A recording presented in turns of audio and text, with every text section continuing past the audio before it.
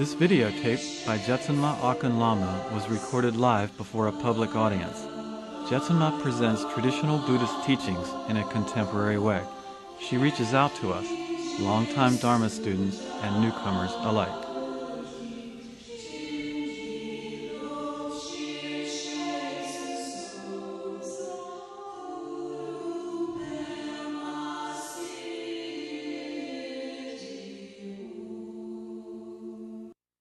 Pure view, while being one of the fundamental ideas in the Buddha Dharma, is also one of the most difficult to understand, simply because, in a way, it is so simple.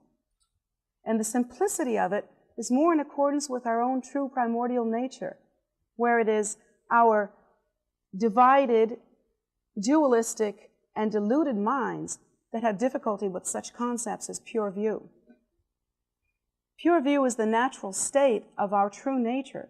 That is to say, if we were able to awaken to the primordial wisdom state, even at this moment, if we were somehow able to move into the posture that Lord Buddha himself found himself in, that posture of being awake to that nature, pure view would be instantly established.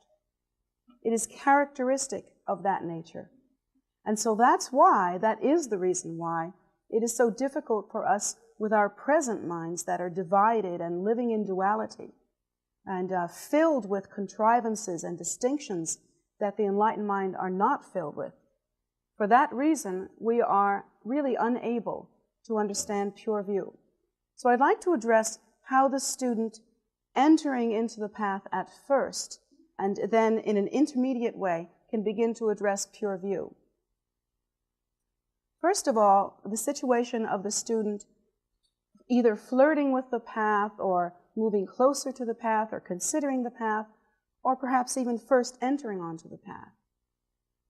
That particular student may hear the term pure view. In fact, that's one of the first things that a new student will hear. And of course, that term will become confusing because if we think about what those words ordinarily mean to us, we will try to extrapolate our own meaning rather than waiting until we can come to the point of understanding what pure view actually is. And this is where the first mistake comes in attaining pure view that becomes ultimately harmful to students and ultimately something we have to work through. So for those of you that are new, I would really like to address that. In the beginning, when we come to the path, we feel like we have found something precious. We often feel very excited about it. The idea is almost, it's similar to perhaps waking up on Christmas morning and finding out there's a gift, something that will enrich your life and change your life. And that kind of excitement that we have about something like that would deepen and enrich and change our lives, we feel when we first approach Dharma. We realize that when we have Dharma, there are tools that we didn't have before, that there are ways to understand that are deeper than we had before.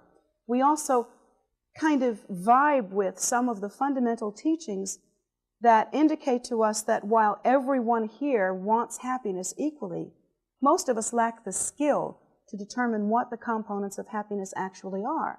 And now, approaching Dharma, we realize that suddenly we're going to be let in on a very vast secret, and that it's going to be very helpful for the rest of our lives. So we're excited. And then, when we approach Dharma also, we often have a romantic period, a period where we fall in love. It's very common, it's very normal, and I think actually in many ways it's very helpful. Because it helps us, you know how it is when you fall in love with a human being, with a person. When you fall in love with a person, you're much able to see their very best qualities. and you're just kind of open to that in the most romantic way. So the same thing happens with Dharma. You're able to see the very best things about Dharma in a very receptive way. This falling in love actually happens. Many students fall in love with just the idea of being on a path, part of a group experience, part of something that is moving together as one body, and the idea of having a teacher. Also, many students are just in love with the sort of exotic quality of many of the things they see in their Dharma practice. It's just so cool to be able to go to a place and feel welcome there that looks a little bit like Nepal or something.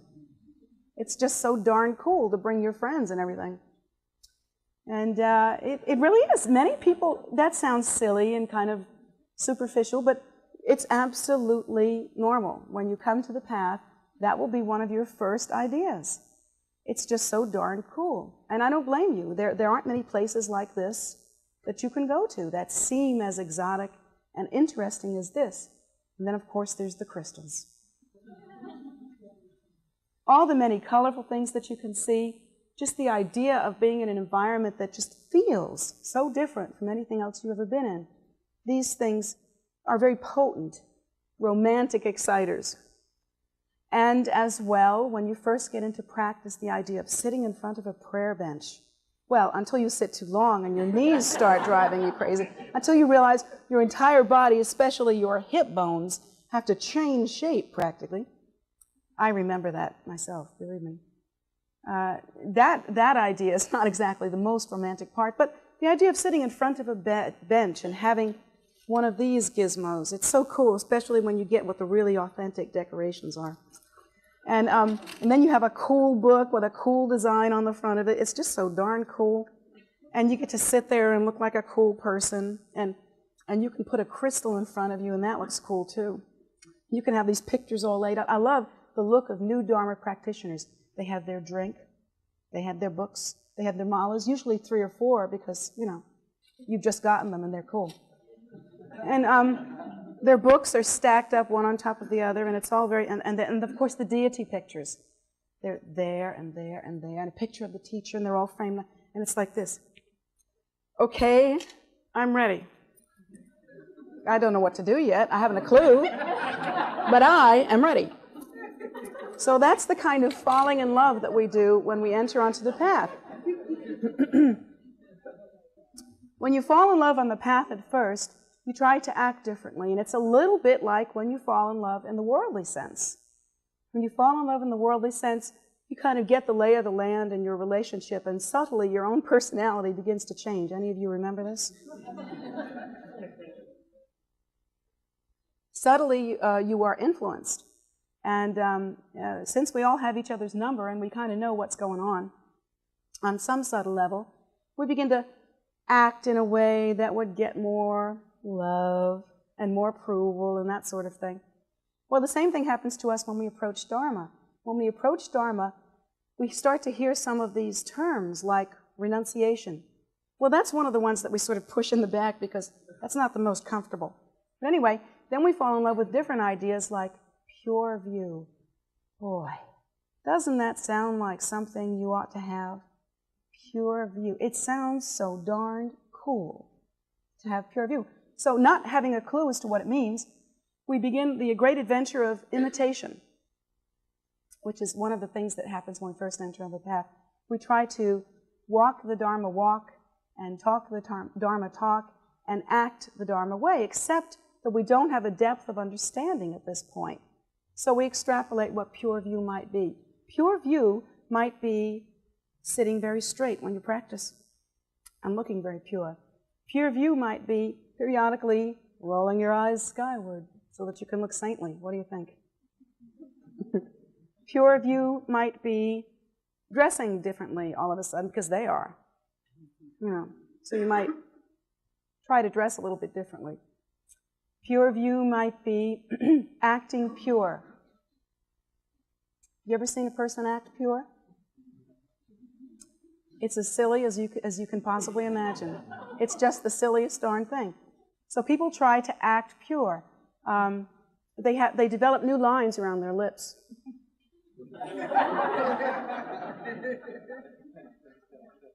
And of course they have to be very critical and judgmental about things because now they're pure.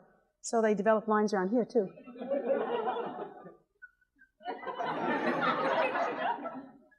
A picture is worth 1,000 words, wouldn't you say? But many people, when they first come to the path, are like that. They're imitating something which is an idea within their own minds. But what happens then is that they begin to go in a certain direction that ultimately becomes detrimental to the path and to their own adherence to the path. In that, when they are trying to act in a way that they think is pure, it's as though they're approaching Dharma in an external way, in a materialistic way. How do I mean materialistic? Well, you'd think, gee, approaching Dharma at all, how can that be materialistic? It is the religion of renunciation. How could you possibly practice it in a materialistic way? And I'll tell you, it's because it is possible to collect Dharma and things associated with Dharma, just in the same way you would collect objects, or the same way you would collect art, the same way you would collect interesting, I know some people like to collect, what are they called? Trivial information? Trivia. Some people love to collect trivia so they can bore all their friends with it.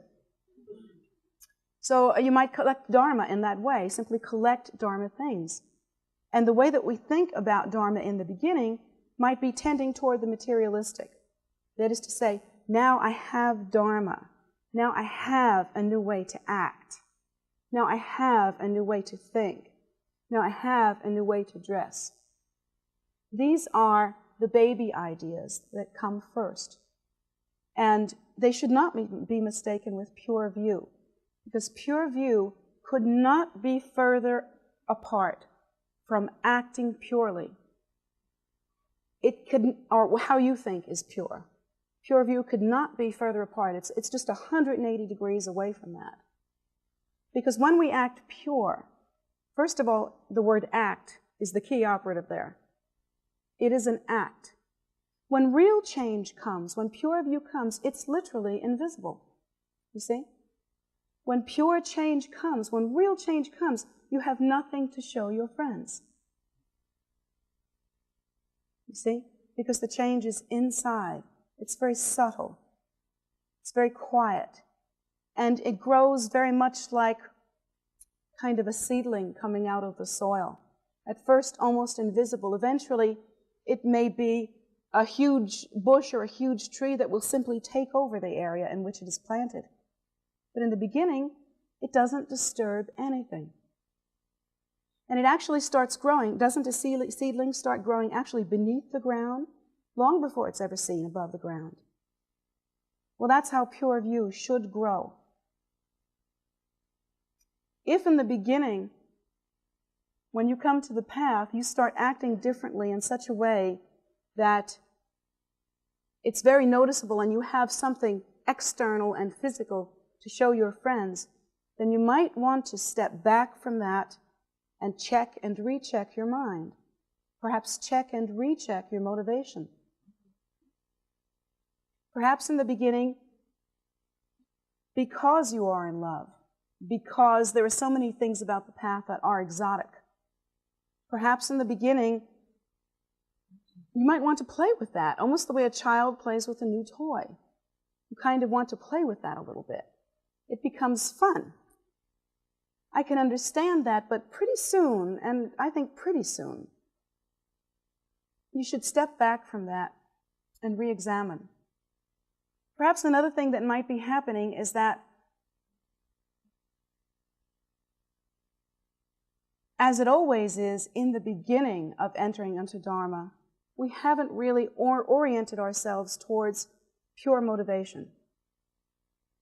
Number one, and also number two, we have not oriented ourselves towards those kinds of internal changes that actually produce happiness. Imitating a change that produces happiness is not the same as changing in such a way as to produce happiness. Because one will have the result that imitation has. It will produce a shallow or imitation result. But the other, which is the deeper way, which is to really examine one's mind and focus on honesty in a very deep inner way, and begin to change the way that one thinks, the way that one relates to cause and effect relationships, the way that one relates to materialism, those things. Those things should be changed on an inward level, on a subtle level, simply by examining. The first part of one's path with Dharma should be simply examining. That's all. There should be nothing that you are ever required to do that does not make logical sense to you. Now, the Buddha taught this. The Buddha said that in the beginning, when you are first approaching the path, you should question. Once you have understood the meaning of the path and you have seen the result of the path, then at that point, questioning becomes simply a mental game. It becomes a disturbance, and sometimes becomes almost an addiction. We like to question it. It makes us feel smart. So once you've attained that level, you don't want to question anymore. The thing to do is do your questioning in the beginning. That's fair. And that's the very sanest, very, very, very best first step that you should engage in. If you don't go through that process, but instead start acting like everybody else meaning those people who have been practitioners for a much longer time, at some point, you're going to have to come back and correct. And that correction process can be a little bit traumatic because you have to question yourself. And you have to really pull back the reins hard. Plus, you've already gotten into the habit of thinking of Dharma in a materialistic way. And that's a hard habit to break. It's hard to go from that to a more profound level of purity. When you first enter into Dharma, the thing you want to protect the most is your innocence. Now, how do I mean that? Most people come to Dharma kind of trying to get innocent. We feel that we're kind of weary of the world. We feel like many people, when they come to Dharma, they realize that the cause and effect relationships that constitute their lives aren't really working for them. They realize that oftentimes they feel like they're caught. They don't have the answers. They keep going through the same obsessive compulsive behavior again and again and again, and it's not producing happiness. They realize that many of the things in their lives are simply dead-end streets. I mean, they're just not producing what we had thought they would. And so they're looking for something deeper, something richer, something purer. So they're coming to the path to find innocence, interestingly. And that's why it's a shame when new students will actually make the mistake of abandoning their own natural innocence in order to act like someone else. That would be a mistake. What is your natural innocence? What is it that you have when you first come to the path? When you first come to the path, hopefully, this is the way that would be the best way to come to the path with the best result, would be almost as a child, you see, as a seeker, as an innocent, someone whose mind is open. Well, there's an analogy, actually, that's used in traditional Buddhism, and that is the analogy of the mind being like a bowl. The best way to come to the path is with your mind as a bowl that is upright. That means the opening is on top. The mind is like a bowl. The bowl itself should be clean and pure, and there should be nothing dirty in the bowl. The bowl should not be cracked, and the bowl should not be turned over. And that's a symbolic picture of the way your mind should be when you come to the path, simply like a bowl. And I remember that when I first taught some of my older students, I actually used to ask them during Dharma teaching, would you keep your hands like this? Reminding yourself, almost practicing the mudra of a bowl. Reminding yourself that your mind should be like that. Now, if you were to come to the path with a lot of judgment and preconceived ideas, there are some people that come to the path and they actually don't listen to any of the teaching at all. They don't absorb what's going around them. It's like their intake buttons are broken. They simply don't absorb. They simply extrapolate their own religion. They come in here and just get religious in their own way. And they just think that's fine. That would be like a bowl that is turned over. You pour the milk into the bowl and it simply runs down the sides. There's no way for it to enter into the bowl and remain there. It can't be drunk, it can't be used, it's gone. you see? And there are many students that come to the path.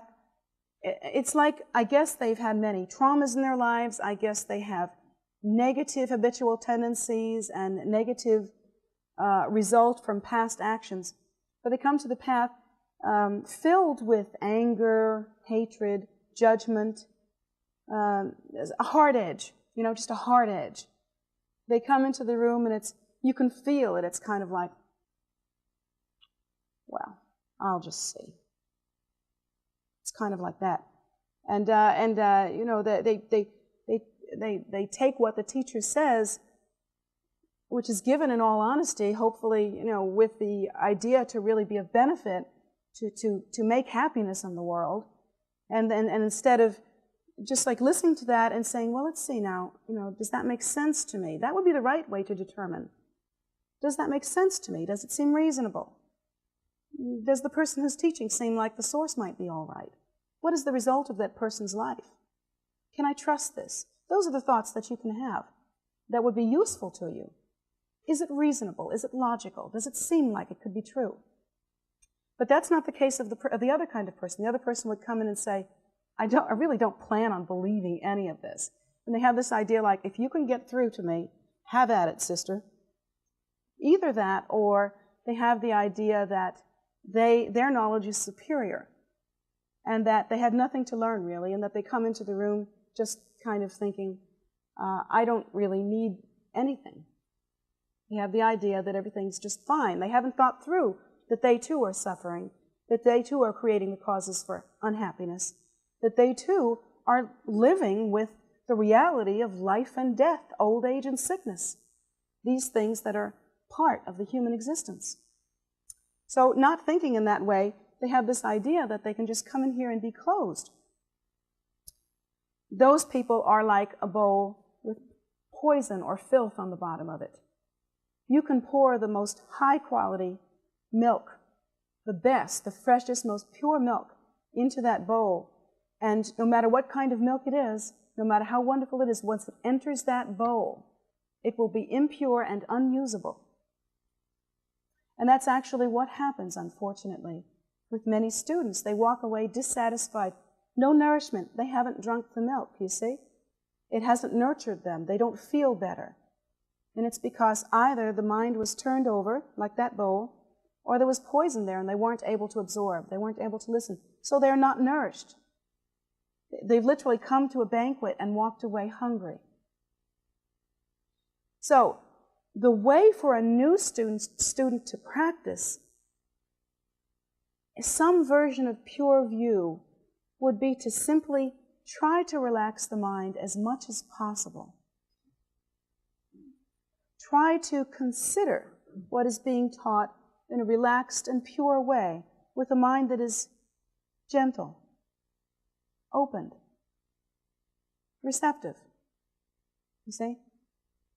It isn't necessary to decide or to make a judgment. It isn't necessary to do that in the beginning. One simply listens. You know, sometimes I look around the room at new students and I see certain faces, you know, that have an effect on me. I can see innocence there. I can look a little bit deeper perhaps and I can see that that person may not consider themselves innocent. Perhaps they've had many different unwholesome experiences, many different relationships that they consider unwholesome, many different activities that they consider unwholesome. In fact, these people may come to the path simply wondering, am I all right? Can I fit in? What should I do? I just don't feel good. But I look at these people and I see simply because they are listening and trying to understand in a natural way. Their faces are open, they're trying to hear.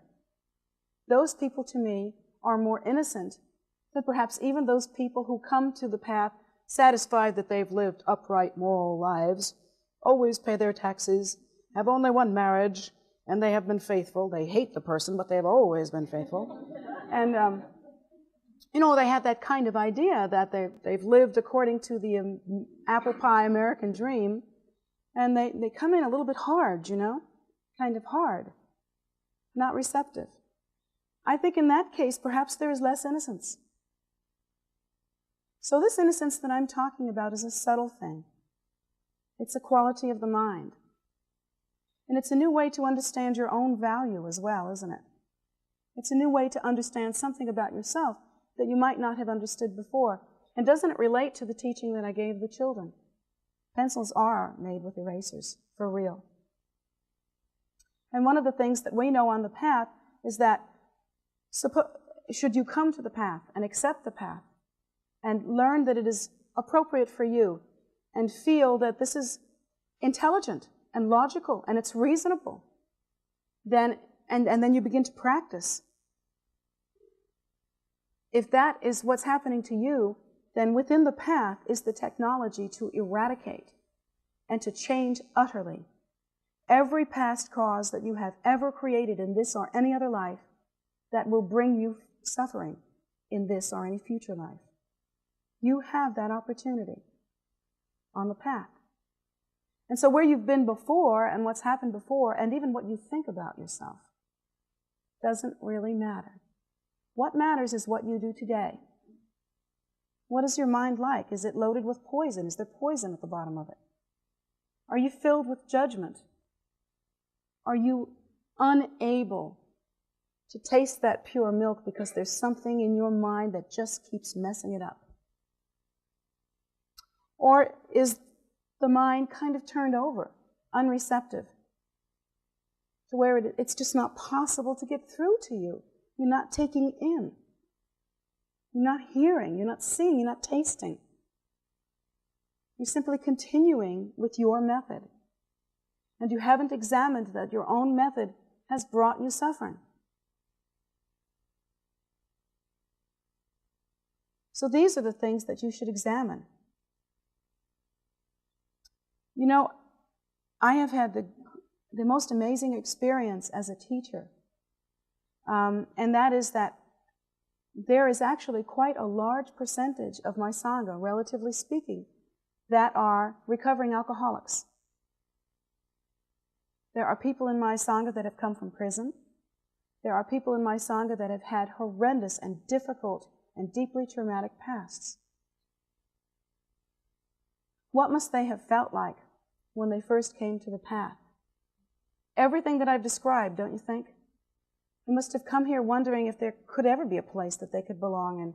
And don't you think people that have the habit of living non-virtuous lives, when they first come to the path, they often try to run some of their numbers. You know what I mean by that, don't you? Play some of the kind of neurotic mental games that we play in order to perpetuate ourselves in the way that we understand ourselves, because change frightens us.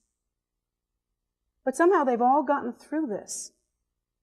And whether they hit that point of innocence in the beginning or whether later on they came to that point of innocence again, at some point they decided that they are forgiven, that there is no such thing as forgiveness, really.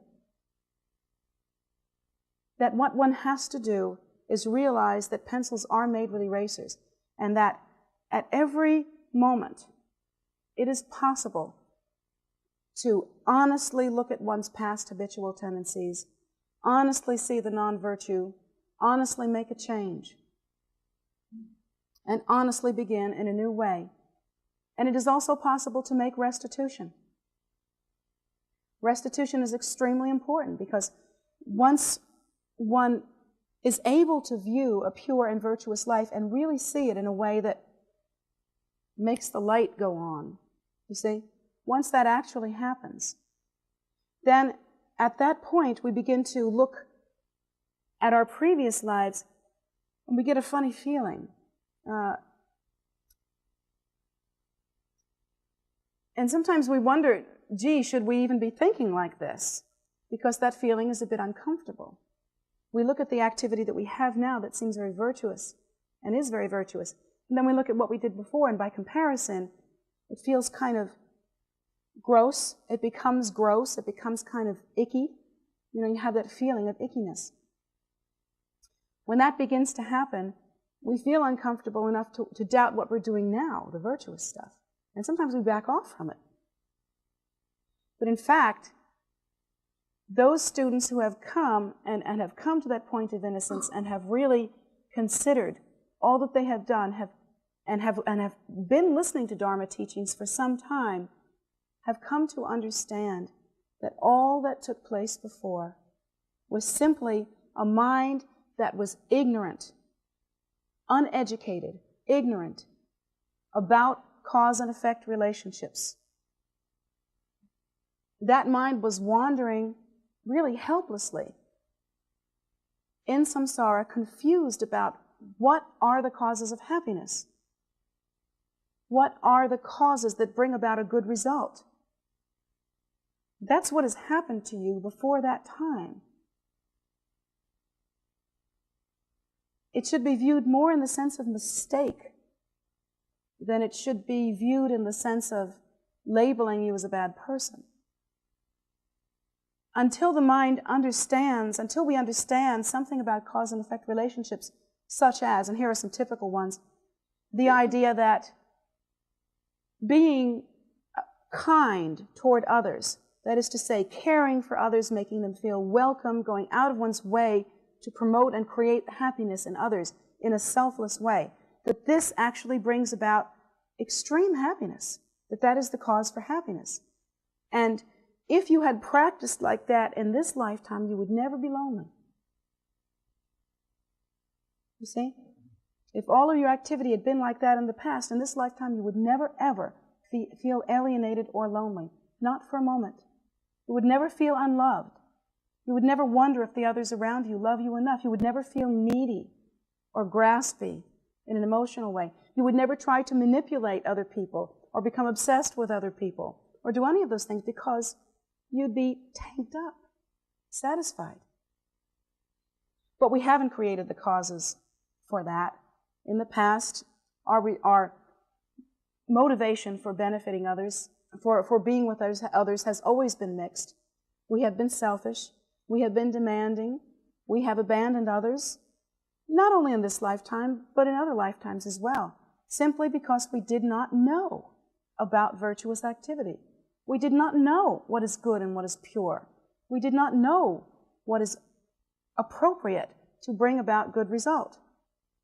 And so not knowing that, there's pretty much a 50-50 chance as to what you're going to do. If everything is based on chance, who knows what you'll do? But you see, once you know, the proper thing to do at that point is to gain some self-honesty, to really examine the mind, what it does, how it works, how much of what you do is really self-absorption, how much of what you do is actually selfishness, how much of what you do is judgmental, how much of what you do is really not kind, heavy-handed, manipulative, for your sake. And then once you've gained some insight into that through self-honesty, and it's not comfortable to examine oneself from time to time. So once one has gained self-honesty, then a decision is made. I see that what I have done, I see the way that I've acted in the past, I see that this activity brings no good result. I'm beginning to understand the connection between cause and effect relationships and how interdependent they are. And so my idea is that now that I know, I wish to be completely honest about my activity in the past. I wish to look at myself in the mirror very squarely, examine my own root poisons, that of jealousy, pride, selfishness, hatred, that sort of thing. These root poisons I want to examine, and I want to begin to systematically eradicate them. And so the way to do that, most especially in the beginning, is not to act any differently at all at first. And here's why. Because if you have the idea that in the past you haven't been kind, and now you're lonely, you're correct. But supposing what you do about that is to simply act kind all the time, which means act the way you think kindness ought to look. Well, there are as many ideas about what kindness ought to be as there are people sitting in this room. And I have watched people many, many times do that act in the beginning. They learn a few things about what might be the right way to go, and they begin to act like that. Well, what happens is it precludes or prevents subtle change, internal change. Because you're too busy acting on the external. You can see how that might be, can't you? It's a different kind of process. Plus the idea that they may not be correct about what is kind. Then there's the other thing called the rubber band phenomena. Do you know about the rubber band phenomena? Well, if you take a rubber band, could be the best in the business, could be the kind of rubber bands that the U.S. military buys, the ones that cost $3,000 and $4,000 a piece. You know, those are state-of-the-art techno rubber bands.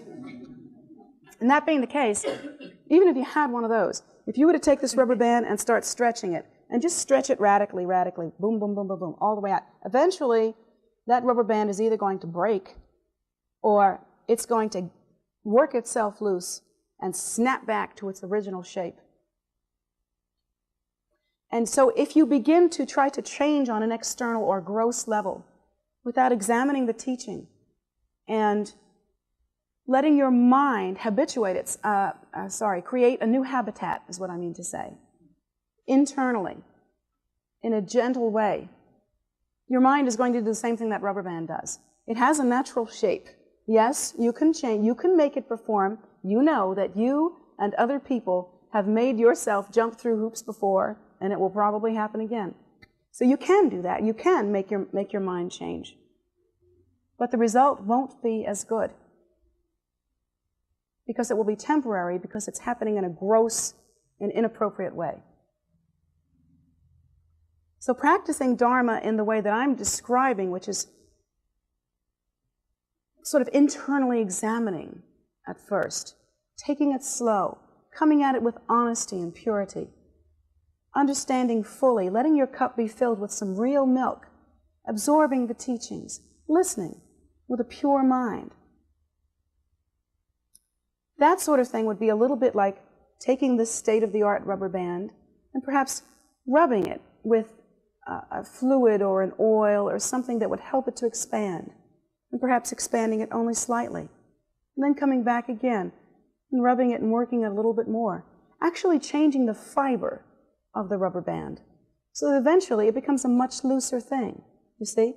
And that's eventually what will happen to your mind. Your mind actually becomes much looser, more spacious, more gentle, more relaxed, a bigger bowl, a place where Dharma can live, a place where some truth can come in, whereas now that's a little bit difficult. So in the beginning, pure view for the new student would be more like an honest effort, more like an innocence, more like a relaxation. Now eventually, for the older student, pure view becomes a more meaningful and more profound phrase. And I thankfully had a bit of information from one of my oldest students. I don't mean oldest in terms of her personal age, but I mean been with me a long time. She's one of my oldest students, and she said to me something about what a hard time she's having with pure view. And she explained to me her experience, and let me give you a little background on that. In terms of pure view, the idea is that pure view actually comes from some of the practices that we do in the Dharma path. And it originates with what we call generation stage practice. And that means that in Dharma, you do something called a puja, which is a meditation practice. It has certain components in it that within the puja one takes refuge, one takes the vows of compassion or kindness, one meditates on emptiness, which is the true primordial nature, and then from the meditation on emptiness, and one meditates on oneself as being that truly empty primordial nature, then one gives rise to the meditational deity. That is to say, one's own self appears naturally as the meditational deity. And one meditates on the meditational deity in such a way as to see certain postures that the deity has, certain ornaments that the deity wears, certain hand implements that the deity has, all of which have a specific meaning about the quality of mind. The deity symbolizes the mind of enlightenment, you see. And meditating as oneself, meditating on oneself as the deity and giving rise to that is actually a tool. One generates oneself as the deity and meditates on certain hand implements. For instance, let's say in the case of Chenrezig or Avalokiteshvara. In Chenrezig, two of his hands are holding in the center like this, a wish in the mudra of prayer, a wish-fulfilling jewel right there in the center of the palms. Those are what two of his hands are doing. When we meditate on that, what we are actually doing is remaining absorbed in the idea that through practice, through Dharma practice, and particularly through the practice of compassion, because that is Chenrezig's main attribute, through the practice of compassion, we have within our hands, therefore, a wish-fulfilling jewel, because all happiness comes from the practice of compassion, and all happiness comes from pure practice. So when we generate ourselves as the deity, we are meditating on this particular angle, this particular idea. And so at any rate, within the context of this practice, there is the self-generation of oneself as the deity. There is the activity of the deity, which is that the deity makes offerings, the deity then receives the blessing of all the Buddhas and the Bodhisattvas and becomes empowered. And at that point, the mantra, you don't have to remember this, new guys, this is just a serial box top version. The mantra encircles around the Buddha's heart, the meditational deity's heart, which is then your heart, and virtuous activity naturally ensues. Now, in generation stage practice, one of the things that happens is that you begin to lose the fixation on your ordinary habitual tendencies that are actually non-virtuous. And you begin to gain the habitual tendency of spontaneously abiding in a naturally compassionate, pure, and virtuous way. And happiness begins. Now, when you finish with that generation stage practice, and those of you that pursue Dharma and continue to come will learn how to practice that very quickly on the path. When the generation stage practice is completed and you've dissolved the deity and done the prayers of praise and done the dedication prayers and prayed that all sentient beings would be happy, you close your book, you put away your mala, your practice actually doesn't end. And that's where pure view comes in. Once one has received empowerment as the deity, has practiced generation stage practice as the deity, and has maintained that, and has done that practice, at that point, the mind becomes increasingly more and more likened to the virtue and attributes of the deity. That is to say, even when the practice is over, you maintain deity pride. People go, pride? That's not religious. Yes, it is. One kind of pride. The kind of pride that's personal pride that results in conceitedness or arrogance. That ain't it. So if you're walking around feeling conceited or arrogant, you haven't got deity pride, you're just conceited and arrogant. So sorry. Deity pride is something different. It's confidence. It's confidence is what it is. View and confidence. If you are practicing the deity Chenrezig and you realize that Chenrezig's main attribute is benefiting sentient beings through compassion, you maintain in a solid way, kind of inwardly virtuous and upright, a kind of idea. You maintain the idea that compassion is your lifeblood, that this is everything to you. You declare it, you wish it, you seek it, you try to find it, you try to make it. You look for it in your mind, you try to bring it out, you try to create the habit of kindness. And as well, once you assert deity pride, you begin to think of yourself differently. You hold yourself with respect. Respect. You know, when you're engaged in non-virtuous activity, although you try to be arrogant about it, you don't have much respect for yourself. And inside, sometimes way inside, sometimes inaudibly inside, there is a person crying because that person is not happy with non-virtuous behavior. Crying. When you begin to practice generation stage practice, that crying is satisfied. There is a natural happiness that begins to occur because kindness is a happier life experience than lack of it. And no matter what deity you're practicing, whatever his or her particular attribute is, that attribute always has the element of kindness, and it always has the elements in it that produce happiness. And so the deity pride is pure intention, conviction, courage. The courage to change one's habits, the courage to continue, the courage to know yourself as something pure. That kind of courage, that's what's called deity pride. And that is the first step of pure view. And that is also the first thing that actually begins to change your life and to change your ability to be happy. In the beginning on the path, you'll hear these words, and for many of you, I can see you're kind of quietly nodding or thinking. And I can see that to some of you this makes sense. I know it makes sense. I know it because it's logical. It's logical that kindness would produce happiness. It isn't logical that lack of kindness and cruelty would produce happiness. It simply isn't reasonable. You can't get bananas from apple seeds. Like produces like.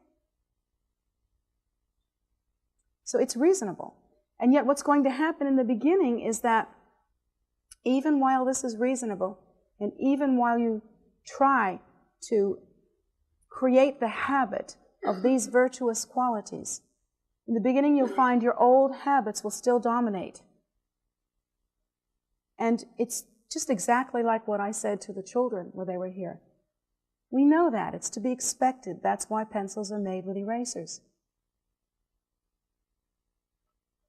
In the beginning, the best way that you can do to strengthen your practice, and this was asked me by a student. A student asked me, what do you do with obsession? What do you do with compulsion? What do you do with that? The obsession that we have to continue with our old, non-happy patterns. The compulsion to have something. You know, there were some people that feel like they've got to have a certain kind of relationship, and if they don't have that certain kind of relationship, they will simply go out and get another one. And if that one doesn't work, they'll go out and get another one. Then they'll have a couple at a time, and they'll just keep trying. And every time they're disappointed, and they don't get it. They just don't connect the dots. The reason why is because the habitual tendency of that kind of self-gratification without thinking is heavy. It's almost like a weight. You see, like that. And on the side where there is the kind of virtuous activity that would produce happiness, like this one. Do you ever think of this? Simply loving. Simply expressing love. Simply in an open way, in an undemanding way. Investing in a relationship or a series of relationships, or perhaps even no relationship, but just friendships. Perhaps just based on, I'm here and I'm okay, and I'd like to be kind to you and I'd like to love you. Would you like to do that with me also? That kind of relationship. That doesn't occur to hardly any of us.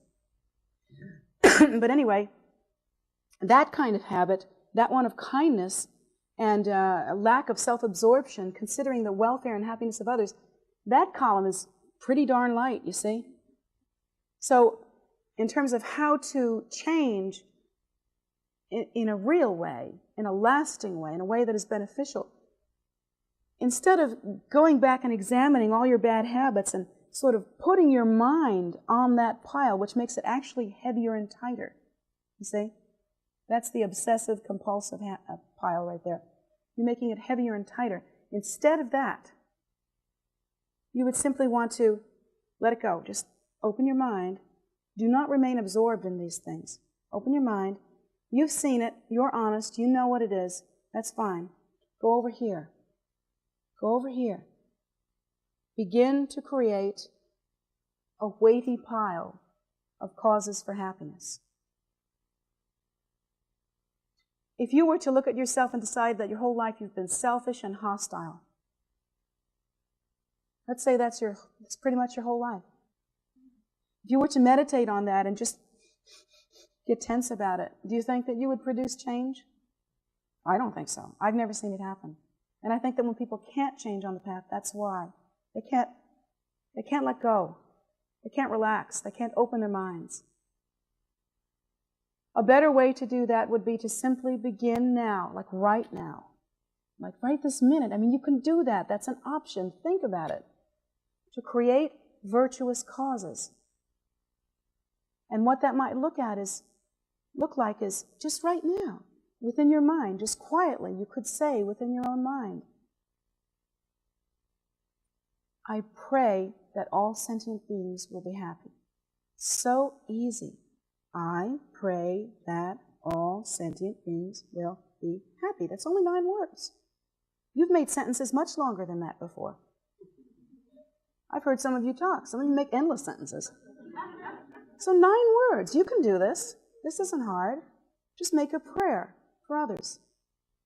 Then you could go out to the stupa and circumambulate the stupa, which gives it even more potency. And you can make that prayer again. And you can think about all the people in your life that you're trying to get something from. Like approval, like love, kind you want, lots of attention and presence. And it might be the people you're trying to get some money out of, or trying to get some kind of satisfaction out of. There's people that you need to make you feel good. How about this? How about, because that's in this pile, that's the heavy one. How about instead of that, you might look at all of the relationships in your life and see them as the same as you. Same as you, in that they all want to be happy, and they don't know how. They don't know how to create the causes. And you might begin to pray for them. You might begin to say, more than my wishing you would pay lots of attention to me, I wish that you would be well. I wish for your happiness. I pray for your happiness. I pray for that. And you can begin to think about whether there's anyone in your immediate environment who could use a friend. And you could begin to think about how in this whole world, this whole earth plane as we know it, there is an overabundance, unbelievable abundance, a cloud that hangs over us of simply non-virtuous, selfish activity. Every day people go to work and do selfish things for selfish purposes. Governments, whole governments, consist of people who do selfish things for selfish purposes. Wars are fought for selfish purposes. Children die because there are selfish purposes. They die of hunger in a world that could easily afford to support itself with food, if we weren't so concerned with material gain. These are the real problems, and the whole world every day cranks them out. Cranks them out. What a gift. What a gift. If you can begin right now to crank out something different. You don't have to change on the outer level. You just change on the inside, slowly. Have respect for yourself. Start where you are. Don't pretend you're somewhere else. Start exactly where you are, with honesty and innocence. Innocence because you're not faking it. You see? Start exactly where you are, who you are. Just like that. Gently. Be gentle with yourself. Later on, as some of those subtle internal changes begin to happen, the older students become more requiring of themselves. They begin to look deeper. They begin to really invest in Dharma. They begin to really look at the big game plan, which is that they want to be happy, and they want all sentient beings to be happy as well. They've studied samsara, or cyclic existence, the cycle of death and rebirth, and they see all you have to do is pick up the newspaper. Pick up today's paper. It's filled with misery. The older students, perhaps they look at that enough times with the training that they've had, and they say, enough is enough. There is enough suffering. Too many people are dying too young. Too many people are hungry. Too many people are lonely. Too many people are without help. Too many people are wandering with no answers and no support. How is that possible? And so they begin to understand that that is the case, and now they understand that it's time for them to really get themselves in order and be a force for benefit in the world. That's what happens to the older students. And then when that begins to happen, they naturally change. Their lives naturally change. And they change because they want them to. They change because it occurs naturally. with enthusiasm and love and willingness that they simply didn't have before in the beginning. In the beginning, all that one can do and what one should do, what is appropriate, is to simply leave the mind open like a bowl, begin to understand, begin to put two and two together and begin to understand cause and effect relationships, and then begin to have an idea that may be the first pure idea. I wish to bring compassion to the world. I wish to begin now. And I know I have one student that expressed this, and I was grateful because it's the thought of many new students. In the beginning, you feel like, I have no virtue. You know, I've lived a very sad life. I've done things that are bad. I'm sorry for them, but I've done them, and that's just the way it is. And I've always been selfish, and I've always been hateful, and I simply don't know how to change, and I simply don't think I can do this. To that person, I want to say, thank you.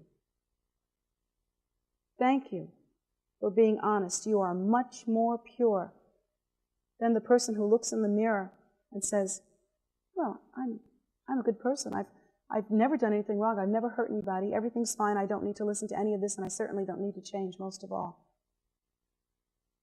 That person is going to have a difficult time. That's the bowl turned over. The person who doesn't know if they can change, who's honest with themselves and doesn't know. That person, I think, is very pure. So, please try to take into account some of the things that I've said. Now is the time for looking. Now is the time for learning. Now is the time for connecting the dots, you see? Now is the time for bridging gaps. Now is the time for weighing things out and seeing where we are.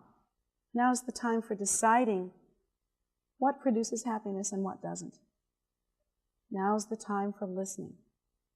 Be gentle with yourself. Respect yourself. Start where you are as you are. And believe me, you will go much further on the path. Much further. Each person starts a journey exactly where they are. And there's no other way to do it. So those are my teachings for today, and I hope that they'll be helpful. I try to, on Sunday mornings, I try to give the kinds of teachings that, should you even not care about remaining on the path or don't like the B word at this point, that's the B word is the Buddhist word. If you're not comfortable with that, still these teachings, that doesn't exempt you. These are very logical, reasonable teachings that will benefit anyone in their ordinary life, no matter what religion you are or what religion you're not. Kindness should be part of you. The consideration of yourself as something pure, the wishing to be happiness, the wanting to create causes for happiness, these are all things that are part of you. And they can be brought forth no matter who you are or under what circumstances. So please, if you're beginning the path, take these words into consideration as a good way to start. And if you're just visiting for the first time, take this home as a gift, and perhaps it will make you happier. So thank you very much for being here today.